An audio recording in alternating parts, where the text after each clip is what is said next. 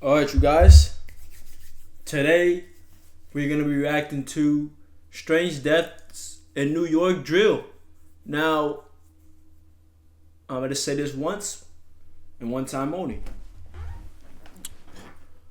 And this has nothing to do with the video, by the way. You know what I'm saying? If you want to send me something, you know what I'm saying? Send me a video. Instagram. You send me on Instagram. You send me on Twitter. And or you could just send it in the comments and you know what I'm saying, I'll look anything up. Just let me know, man. You know what I'm saying, if you want me to react to anything else. Cause man, you know, I don't mind finding stuff on my own, but it'll be a lot easier, you know what I'm saying, if you know, somebody just slid it down in the comment section. Or Instagram. Or Twitter. But anyways, man, let's get into this video. Not much to say.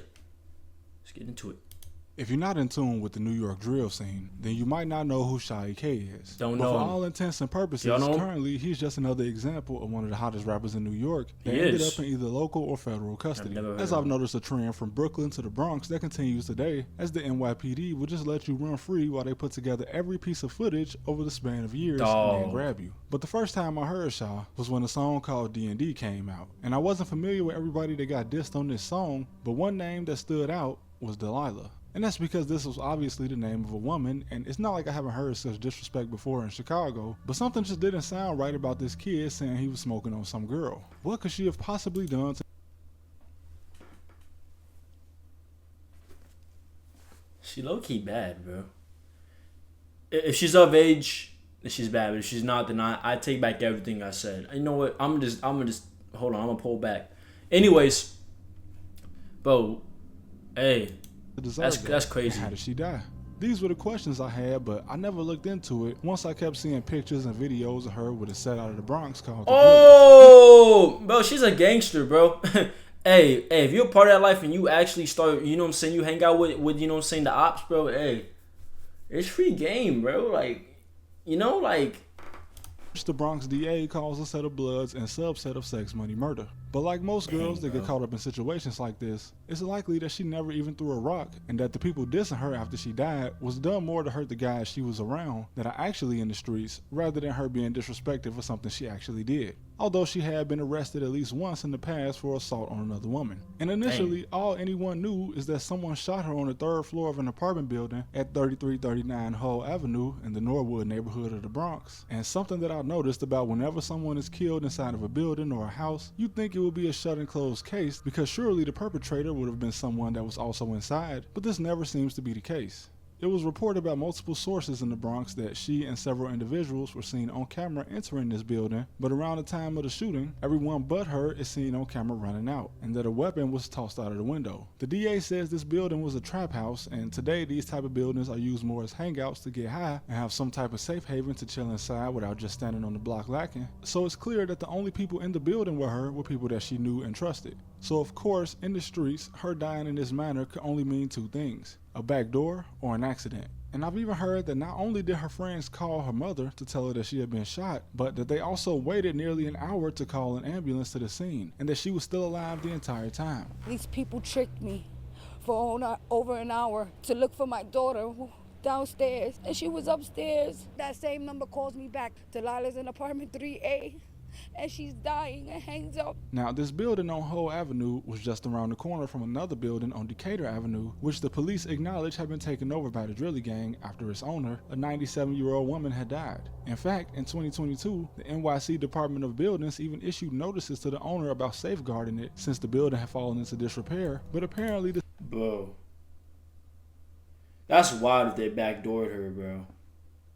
Like, you know what I'm saying? Like, she was part of y'all's, you know what I'm saying, the crew. And you wait like an hour. They for sure backdoored because they waited an hour to call her mom back, right? Like, isn't that what he just said, right? Or am I tweaking?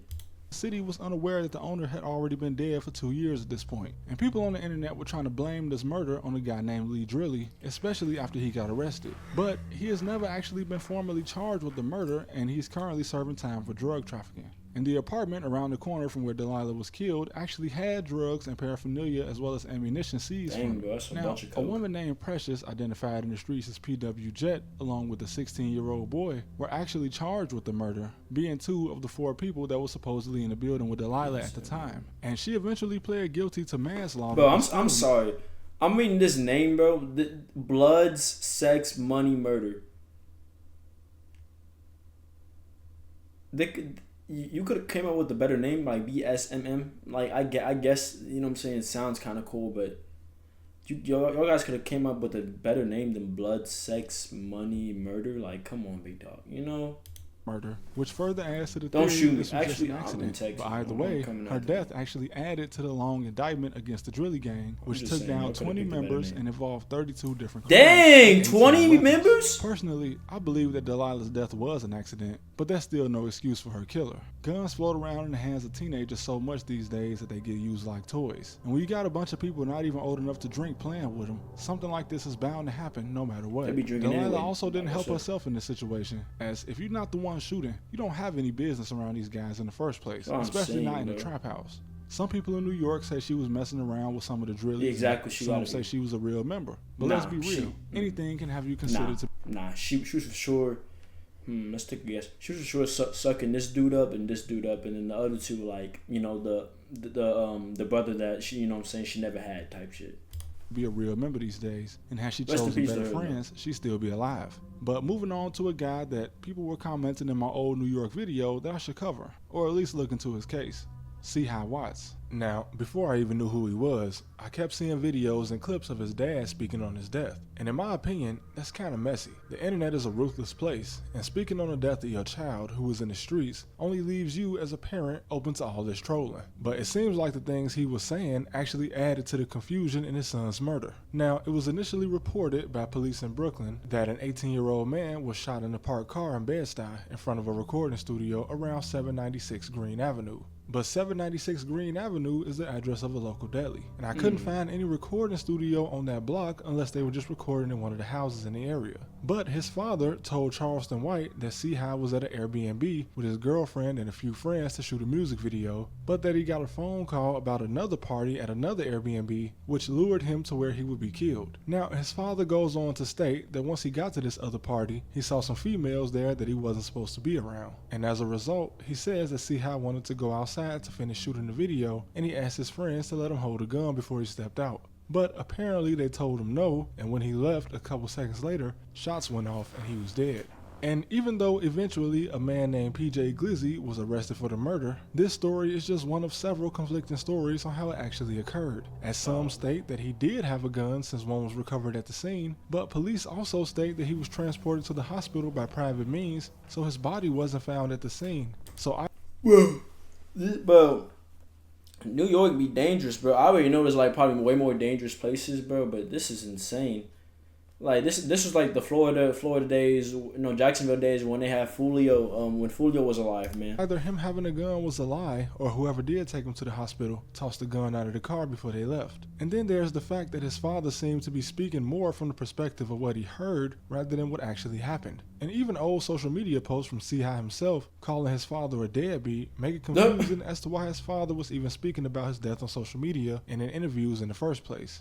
Regardless of whether his father was actually there for him or not, one thing that seems consistent is that somebody assisted in getting him in a position to be killed. And like most similar cases, the blame always goes on a female. And this could be true, but then again, C.H. wasn't from Bed-Stuy or Brooklyn, so he probably should have never been out there in the first place, as he probably would have been more comfortable in the Bronx, which he was more familiar with. Yeah, because when you're in the streets, no part of the city is too far for you to be caught in. And in the indictment against the gang of the man charged for his murder, it's pretty vague on the circumstances of the murder, as it just states that he killed him in Bed-Stuy.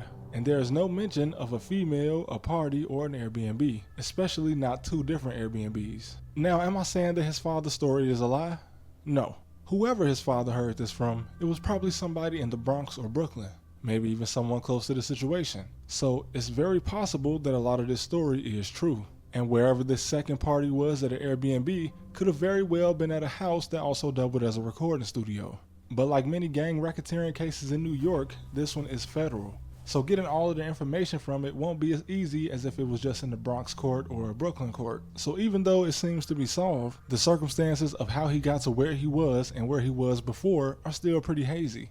Now for this last one, we're going to take it all the way back to the origins of New York drill, with one of the pioneers and definitely a guy who gets credit for being one of the first in New York to get sturdy, Nick Blicky. A man who would today probably be a multimillionaire, gunned down at 21 by the same man that had just shook his hand seconds before taking his life. Damn. Now, the police solved this murder pretty quickly, as just a month after Nick was killed, a man named Caliph Glean was listed as the top suspect by NYPD. And this was due to several factors. Not only the camera that captured the entire moment of he and Nick greeting each other just before he shot him, but also due to Caliph's distinct tattoos, blue bandana, and the bright colored foam posit shoes he was wearing. He was also captured on camera buying a drink from I know they gotta rep their colors out and everything, but bro, like you can't just wear all black. Local Come deli, on, bro. hopping on a dirt bike after the shooting, and even entering the building that police knew he lived in after it was all done. Now, this man, who is 7 years older than Nick when he killed him, is a mystery to me. Not only has he been associated with 3 different sets in Brooklyn, indicating that he might have flipped once or even twice, showing that his loyalty could be shifted. Who's allowing him to do this? Like, bro, like, you know what I'm saying? I heard, like, bro, if you, like, switch up on the gang, then you're getting targeted. Who allowed him to switch